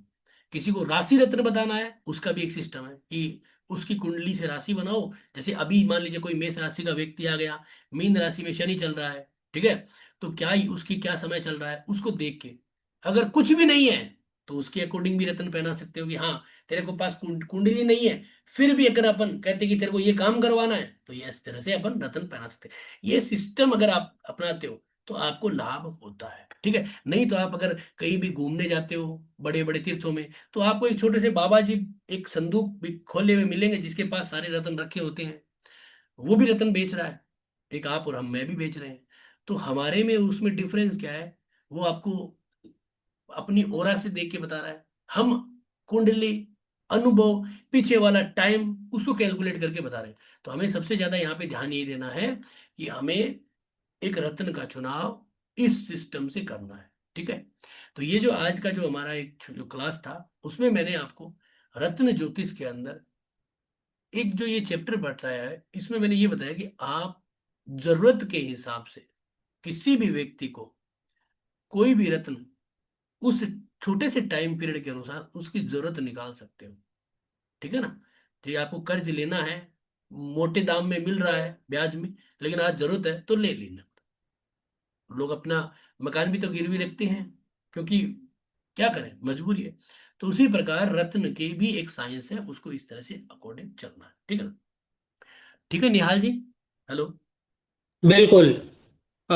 इससे पहले हम लोग आगे बढ़े, सबसे पहला चीज तो ये है कि अगर आप जेमस्टोन के व्हाट्सएप ग्रुप में नहीं है, मतलब जेमस्टोन एस्ट्रोलॉजी का किसी भी व्हाट्सएप ग्रुप में अगर आप नहीं है, तो आप देख सकते हैं आपके जूम चैट बॉक्स में एक लिंक आया है व्हाट्सएप ग्रुप का।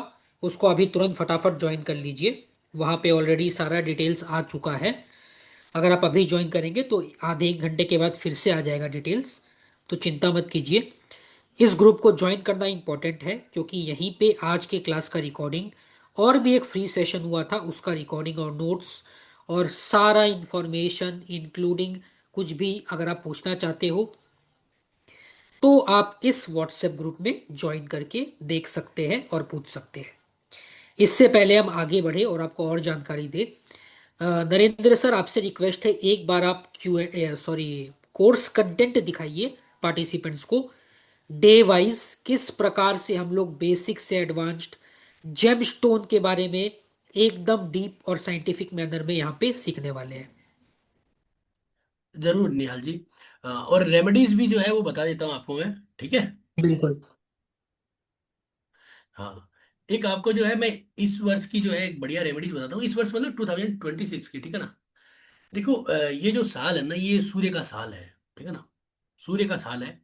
और आपको सबको पता है कि मकर संक्रांति से पहले पहले सूर्य देवता जो है अभी क्या है, रेस्ट में है, ठीक है ना? और इस साल को सुधार करने का सबसे बेस्ट तरीका क्या है कि ये जो मड़ मास होता है, अभी जो खर मास मड़ मास होता है, इसमें आप अपने लोकल में कोई भी पवित्र नदी है उसमें सुबह सुबह जाके स्नान जरूर करिए। आप अपने सूर्य को बलि करेंगे, साथ में आपके शरीर पे पहने हुए कोई भी धातु, कोई भी रत्न, चाहे वो चांदी की चेन हो, चाहे सोने की चेन हो, अंगूठियां हो, कुछ भी, वो री एनर्जाइज होती है। और आपको इस साल होने वाले जीवन में कोई भी उतार चढ़ाव होते हैं, देखो जीवन में उतार चढ़ाव चलेगा, उसमें आपको कुछ सपोर्ट मिलता है कि आपको कुछ लाभ। ये वर्ष जो है वो सूर्य का रहेगा, आपको पता ही है, आपने देखा होगा, है ना? बहुत सारे यूट्यूब रील बने। ये एक रेमेडी है जो एकदम सरल है, सिंपल है। हम और आप देखिएगा, आप चाहे तो यूट्यूब पे जाके देख सकते हैं कि हर दिन हरिद्वार में आज मड़ मास में, यानी खर मास मड़ मास में कितनी भयंकर भीड़ है। आपको पता है प्रयागराज में अभी जो है वो माघ मेला चलता है ना? लोग जो है माघ स्नान करते हैं, आपको पता है ना? क्योंकि कारण यही है, ठीक है, कि आपका जो है वो यहाँ पे हम अपने शरीर को जो है मजबूत करते हैं, शरीर को मतलब एक पूरी की पूरी कर्मों को। दूसरा क्या है कि सूर्य जो है वो अभी पूरे के पूरे वर्ष में जितना चलता है वहां पे अभी रेस्ट में है, तो हम उसकी आराधना करते हैं और लाभ लेते हैं।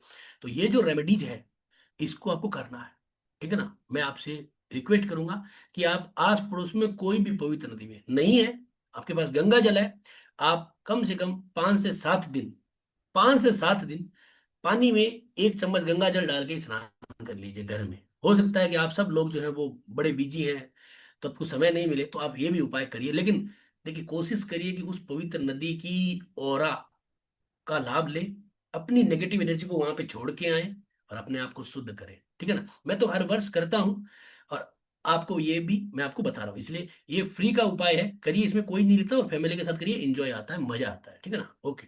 ठीक है, तो मैं आपको कोर्स कंटेंट बताता हूँ। देखिए हमारा जो है ये 5 दिन का है, ठीक है?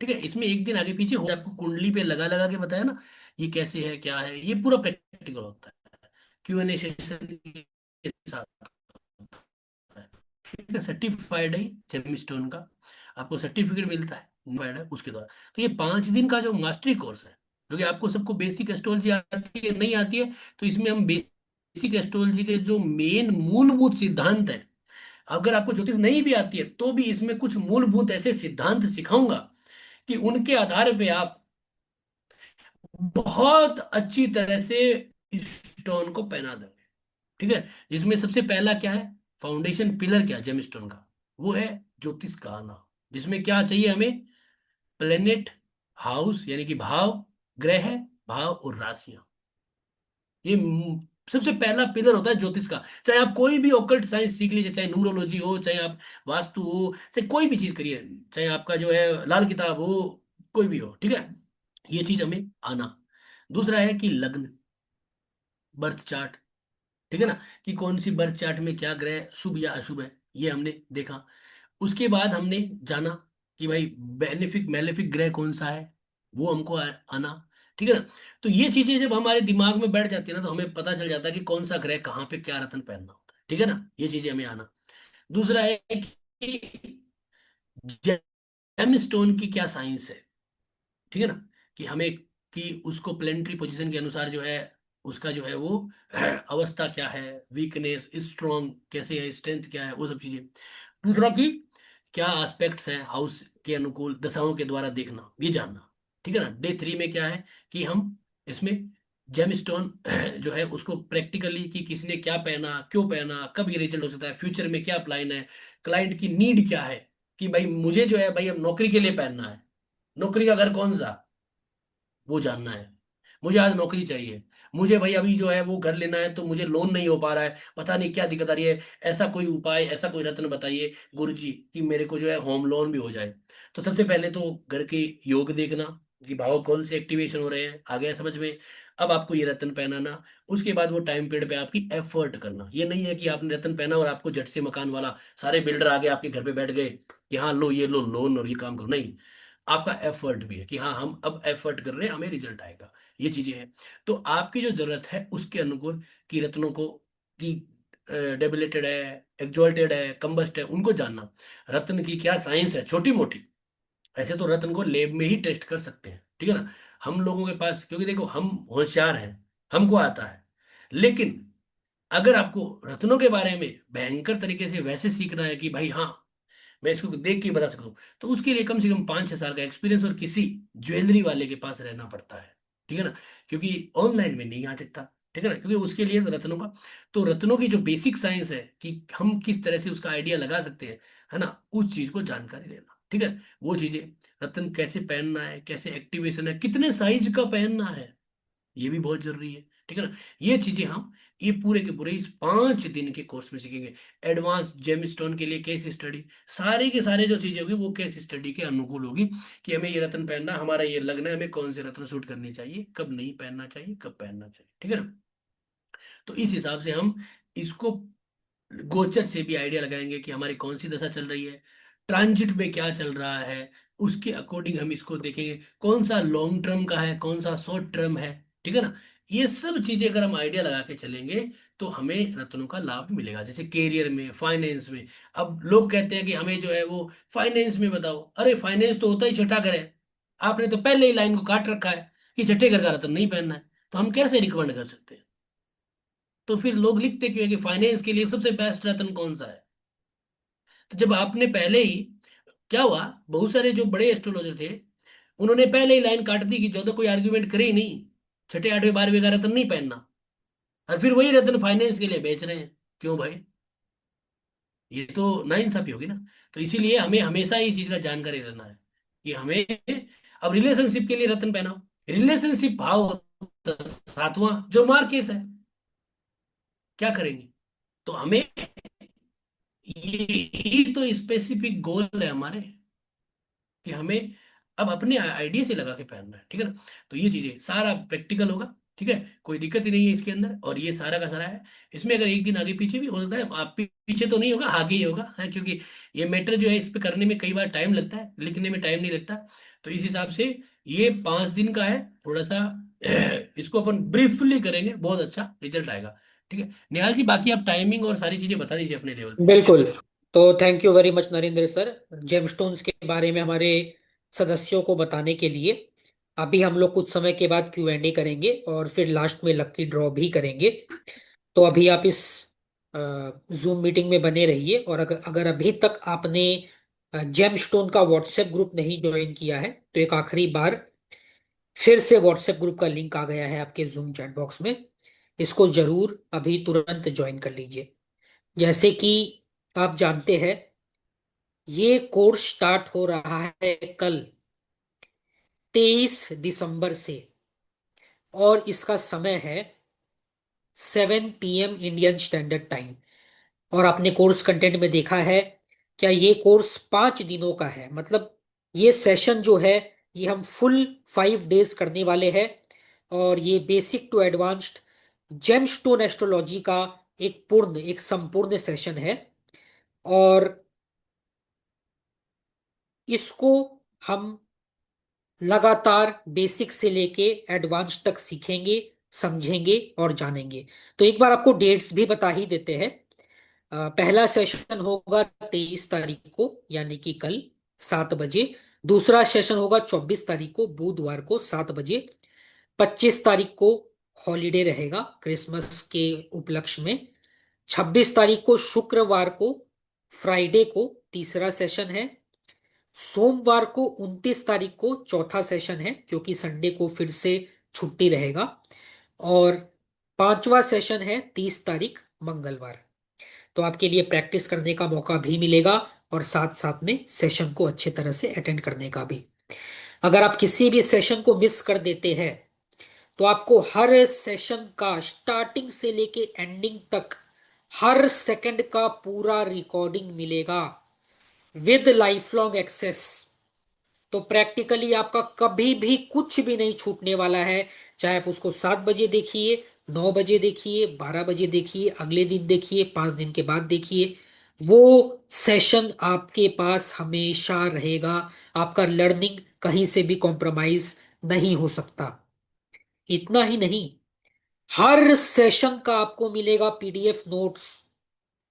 पीडीएफ नोट्स बाईलिंगुअल लैंग्वेज में, इंग्लिश में अलग और हिंदी में अलग। Separate English notes, separate Hindi notes. Live zoom Q and a support, zoom session में ही क्यू एंड ए पूछने का मौका।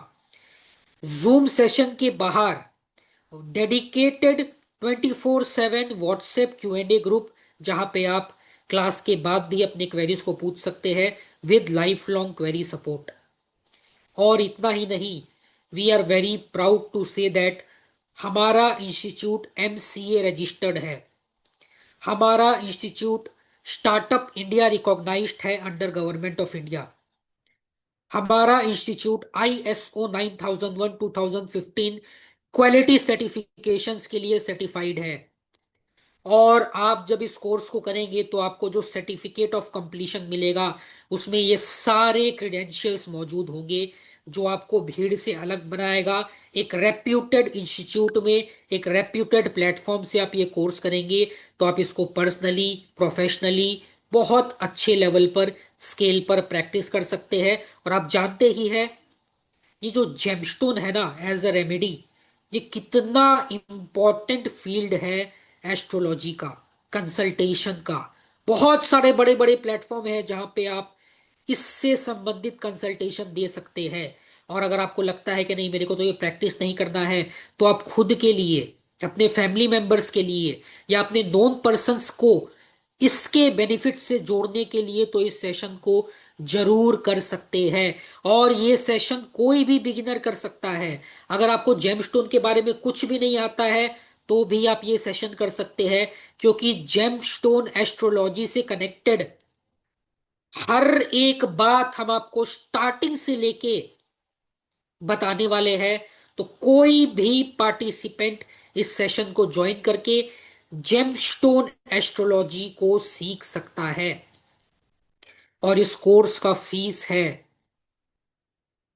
सिर्फ और सिर्फ 2100 रुपए। कोई गलती नहीं हो रहा है सुनने में, आप बिल्कुल सही सुन रहे हैं। हमारा इंस्टीट्यूट पिछले 7 वर्ष से इसी विजन और इसी मिशन के साथ काम कर रहा है कि हम इतने अफोर्डेबल प्राइसिंग में इस वैदिक साइंस को आप सभी तक पहुंचा सके, ताकि घर घर में, हर जन तक, देश दुनिया और ग्लोबली हम अपने वैदिक साइंस को हर जगह पहुंचा पाए और इसका बेनिफिट सभी लोग ले पाए। और यकीन मानिए, अगर आज आप ये मौका छोड़ देते हैं, तो फ्यूचर में आप बहुत ही मोटा अमाउंट दे कहीं और इस कोर्स को ज्वाइन करने वाले हैं। क्योंकि 2100 में तो ये कोर्स आपको ऐसे प्लेटफॉर्म से और नरेंद्र गर्ग जैसे प्रो एक्सपीरियंस टीचर से नहीं मिलने वाला है। और इतना ही नहीं, अगर आप आज रात 12 बजे से पहले इस जेमस्टोन एस्ट्रोलॉजी के कोर्स को ज्वाइन करेंगे तो आपको मिलेगा 1-to-1 जेमस्टोन एस्ट्रोलॉजी का free consultation. Free 1-to-1 consultation. अगर आप कहीं पे कंसल्टेशन के लिए चल जाते हैं ना, तो आपको कम से कम 5100 या 11,000 रुपए देना पड़ता है। इस कोर्स के साथ वैसे तो आप सीखेंगे ही, आपको खुद ही पता रहेगा, पर फिर भी एक एक्सपर्ट से। और वो एक्सपर्ट कौन है? नरेंद्र गर्ग सर खुद। वो खुद आपको रत्न, कौन सा रत्न आपको धारण करना चाहिए, कौन सा जेमस्टोन आपको पहनना चाहिए, ये जेमस्टोन कंसल्टेशन देंगे बिल्कुल फ्री में, वो भी 1-to-1। और इतना ही नहीं, अगर आप आज रात 12 बजे से पहले ज्वाइन करेंगे तो आपको कुछ और भी कॉम्प्लीमेंट्री बेनिफिट्स मिलने वाले हैं, जिसमें है मकर संक्रांति के ऊपर एक दिनों का लाइव जूम सेशन। ये एक बहुत पवित्र दिन होता है, संक्रांति। और हम सभी जानते हैं, मकर संक्रांति मतलब मकर में सूर्य आता है। तो हम सभी जानते हैं कि ये कितना सिग्निफिकेंट और कितना इंपॉर्टेंट दिन होता है हमारे हिंदू संस्कृति में, हमारे सनातन धर्म में। तो एक दिनों का लाइव सेशन आपको मिलने वाला है मकर संक्रांति के ऊपर। और ये स्पेशल सेशन है जिसमें आप संक्रांति के स्पिरिचुअल सिग्निफिकेंस को समझेंगे, और सूर्य देव का मकर राशि में क्या प्रभाव होता है, मकर संक्रांति का क्या महत्व होता है, और किस तरह से ये दिन हमारे पूरे साल को, हमारे हेल्थ को, हमारे करियर को, हमारे वेल्थ को प्रभावित करता है। बहुत महत्वपूर्ण सेशन, बिल्कुल फ्री। अगला जो बेनिफिट आपको मिलेगा वो ये है, 2 दिनों का free life session new year, नव वर्ष मास्टर रेमेडीज के ऊपर। नया साल आने वाला है, एडवांस में आप सभी को शुभ वर्ष का शुभकामना, happy new year. English calendar के हिसाब से 1 जनवरी 2026 को हमारा नया साल शुरू हो जाएगा। और 2 दिनों का live zoom session new year master remedies के ऊपर रखा गया है, जिसमें आप बहुत ही पावरफुल, बहुत ही प्रभावशाली प्रैक्टिकल रेमेडीज सीखने वाले हैं, ताकि आप बाधाओं को, आप प्लानेटरी इंपैक्ट को, नेगेटिव इंपैक्ट को, और आप किसी भी तरह के हिंड्रेंस को इस रेमेडीज के माध्यम से दूर कर सकते हैं, और सफलता का, शांति का, ग्रोथ का एक नींव रख सकते हैं अपने इस नव वर्ष को आरंभ करते हुए। मैं 5 मिनट में आ रहा हूँ, आप तब तक संभालें। तो ये है दूसरा लाइव कॉम्प्लीमेंट्री बेनिफिट। और तीसरा प्री रिकॉर्डेड कॉम्प्लीमेंट्री बेनिफिट, ध्यान से सुनिएगा, ये स्पेशल है आप सभी के लिए। ये है प्री रिकॉर्डेड कोर्स, यानी कि ऐसा कोर्स जो कुछ समय पहले हुआ था और उसका आपको रिकॉर्डिंग मिलेगा। 10 दिनों का full fledged pre recorded zoom course, कुंडली मिलान और मैरिज मैच मेकिंग के ऊपर। जेमस्टोन के साथ साथ आप कुंडली मिलान और मैरिज मैच मेकिंग भी सीख पाएंगे, वो भी 10 दिनों का जूम सेशन प्री रिकॉर्डेड, बिल्कुल फ्री, जिसमें आप कुंडली को मिलाइए, कुंडली मैच मेकिंग कीजिए, कॉम्पैटिबिलिटी को चेक कीजिए, दोष को फाइंड कीजिए, क्यों शादी में डिले हो रहा है उसको जानिए, रेमेडी करिए, और प्रैक्टिकली मैरिज से रिलेटेड किसी भी डिसीजन को आप इस कोर्स को करने के बाद ले सकते हैं। और ये सारे कॉम्प्लीमेंट्री बेनिफिट्स, आपको कोई एडिशनल अमाउंट पे नहीं करना है। आप जेमस्टोन का कोर्स सिर्फ 2100 में ज्वाइन करेंगे, और इसके साथ आपको ये सारे कॉम्प्लीमेंट्री बेनिफिट्स मिलेंगे बिल्कुल फ्री। तो प्लीज अभी तुरंत इसी वक्त इस कोर्स को ज्वाइन कीजिए, देरी मत कीजिए, इससे पहले ये ऑफर्स आपके हाथ से फिसल जाए, कॉम्प्लीमेंट्री बेनिफिट्स क्लोज हो जाए। अभी तुरंत अपना रजिस्ट्रेशन कीजिए। रजिस्ट्रेशन कैसे करना है? आपके पास पेमेंट का लिंक आपके रेस्पेक्टिव जेमस्टोन के व्हाट्सएप ग्रुप में आ चुका है। जस्ट अपने पेमेंट के स्क्रीनशॉट को वहां पे भेज दीजिए, और आपको आज रात तक पेड रजिस्टर्ड पार्टिसिपेंट्स के व्हाट्सएप ग्रुप में ऐड कर दिया जाएगा, जहां पर कल इस क्लास का जूम लिंक आएगा, क्योंकि कल 7 बजे से हम शुरू करने वाले हैं। प्लीज अभी तुरंत रजिस्टर कीजिए और पर्सनल कंसल्टेशन बिल्कुल फ्री पाइए। 2 दिनों का न्यू ईयर नव वर्ष उपायों का जो सेशन है बिल्कुल फ्री पाइए।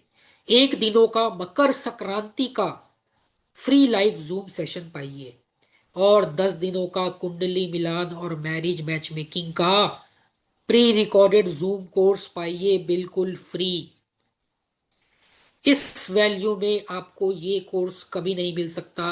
50,000 रुपए खर्च कर देंगे तो भी आपको इतने बेनिफिट्स नहीं मिलने वाले हैं। और ऐसा क्वालिटी, ऐसा इंस्टीट्यूट जिसके लिए हम जाने जाते हैं, कोर्स कंप्लीशन के बाद सर्टिफिकेट, वो भी ISO 9001 2015 certified certificate, MCA ministry of corporate affairs के अंडर रजिस्टर्ड हमारा कंपनी है, हमारा इंस्टीट्यूट है, स्टार्टअप इंडिया रिकॉग्नाइज्ड है। ये सारे क्रेडेंशियल्स आपको भीड़ से अलग करेंगे और आपको एक शाइनिंग स्टार की तरह बनाएंगे। जैसे जेमस्टोन चमकाता है आपके किस्मत को, वैसे ही ये कोर्स भी चमकाएगा आपके किस्मत को जेमस्टोन्स को सिखाकर और उसके सारे फायदों को आप तक पहुंचाकर। तो प्लीज देरी मत कीजिए, अभी तुरंत इस कोर्स को ज्वाइन कीजिए और अभी कहीं मत जाइए, क्योंकि अभी हम कुछ क्वेश्चंस लेंगे। क्वेश्चन के बाद फिर हम लकी ड्रॉ भी करेंगे जिसमें आपको रिवॉर्ड जीतने का मौका मिलेगा। कैश प्राइज है 5,000 रुपए।